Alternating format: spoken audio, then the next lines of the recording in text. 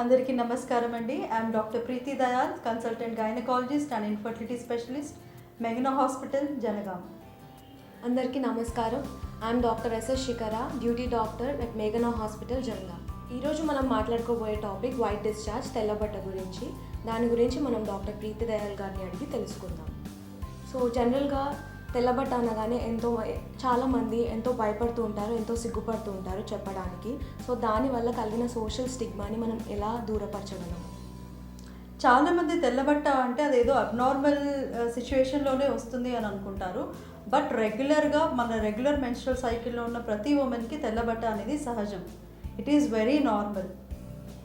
దాని గురించి సిగ్గుపడడం కానీ, భయపడడం కానీ, మొహమాట పడడం కానీ ఏది ఉండకూడదు. ఎందుకంటే దాన్ని మనం యాక్సెప్ట్ చేసినప్పుడే, మనము దాని గురించి ఇతరులతో మాట్లాడుకున్నప్పుడే అందులోంచి మనం బయటికి రావచ్చు. ఏది నార్మల్, ఏది అబ్నార్మల్ అని తెలుసుకున్నప్పుడే మనము డాక్టర్ దగ్గరికి ఎప్పుడు అప్రోచ్ అవ్వాలి అనే అవగాహన మనకు వస్తుంది. సో ఇప్పుడు మీరు చెప్పినట్టు ఏది నార్మల్ అని అబ్నార్మల్ అని చెప్తున్నారో, అసలు ఇది అందరికీ ఉంటుందా, లేకపోతే ఓన్లీ కొంతమందిలోనే కనబడుతుందా? ప్రతి అమ్మాయికి ఈస్ట్రోజన్ ప్రొడ్యూస్ అవుతుంది. ఆ హార్మోన్ ఉన్న ప్రతి అమ్మాయికి తెల్లబట్ట సమస్య అనేది ఉంటుంది ఏదో ఒక పాయింట్ ఆఫ్ టైంలో.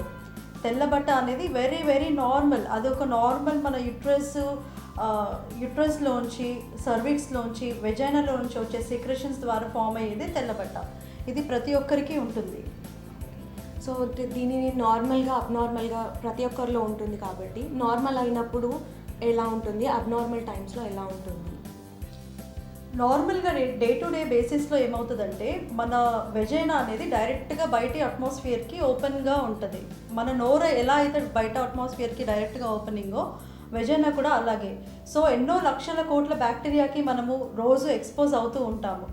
దాన్ని ప్రొటెక్ట్ చేయడానికి మన బాడీ సహజ సిద్ధమైన ఒక ప్రొటెక్టివ్ బ్యారియర్ని వెజైనాలో ఏర్పరచుకుంటుంది అన్నమాట.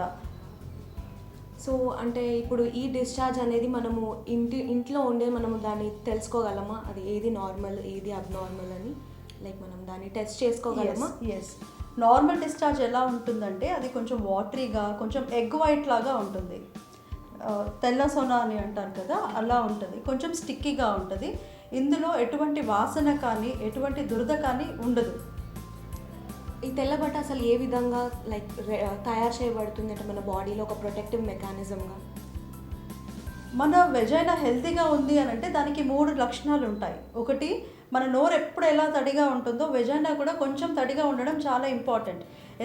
ఎందుకంటే తడిగా ఉన్నప్పుడే బయట నుంచి వచ్చే బ్యాక్టీరియా కానీ, వైరస్ కానీ, ఫంగస్ కానీ అక్కడే అతుక్కుపోయి లోపలికి వెళ్ళే అవకాశం అనేది ఉండదు. 2, గుడ్ బ్యాక్టీరియా. లాక్టోబాసిల్లై అనే బ్యాక్టీరియా మన వెజైనాలో ఉంటుంది. దీన్ని నార్మల్ ఫ్లోరా అని అంటాము. ఈ లాక్టోబాసిల్లై ఏం చేస్తుందంటే, వెజైనా సెల్స్లోంచి సీక్రెట్ అయ్యే ఒక గ్లైకోజన్ అనే షుగర్ని లాక్టిక్ యాసిడ్ లాగా మారుస్తుంది.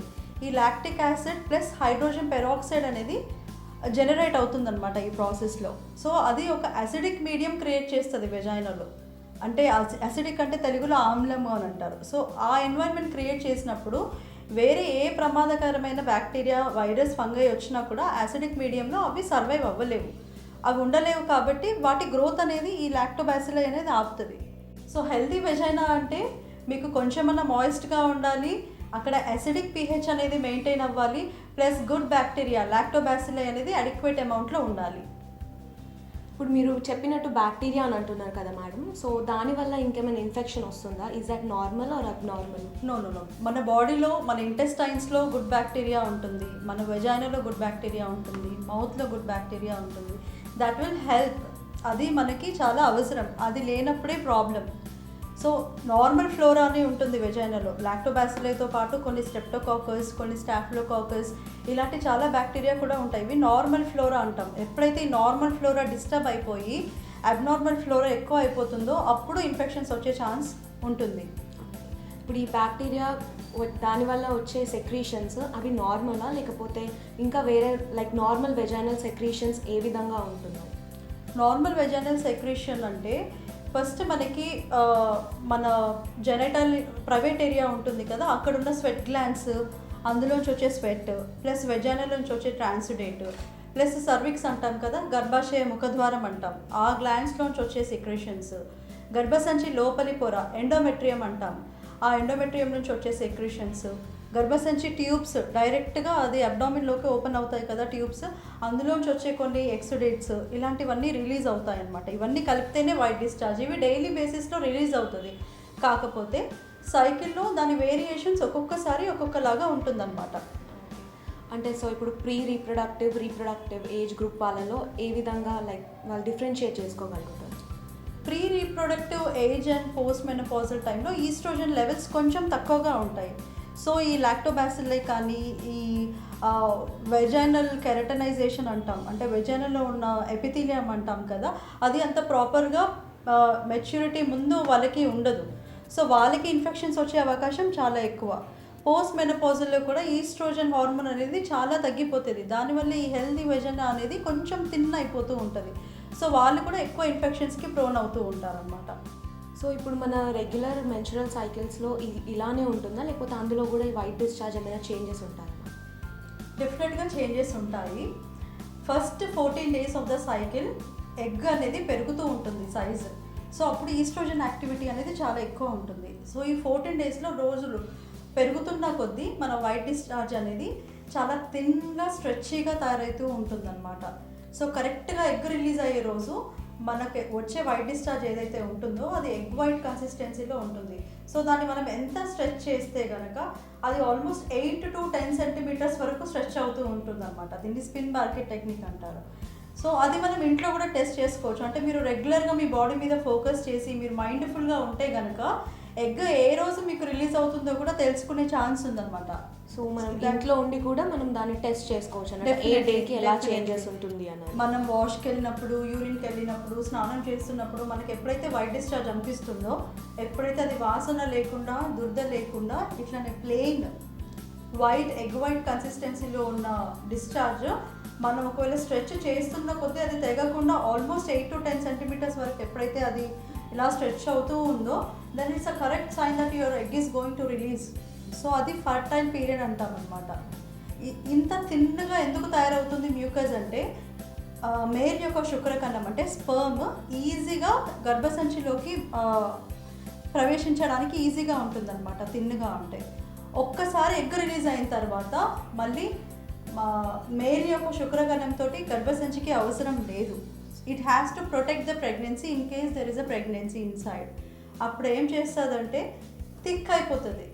ఈ వైట్ డిశ్చార్జ్ ఏదైతే ఉందో అది చాలా థిక్ అయిపోయి it will protect the pregnancy as well as it will inhibit other sperms to enter the uterus అనమాట.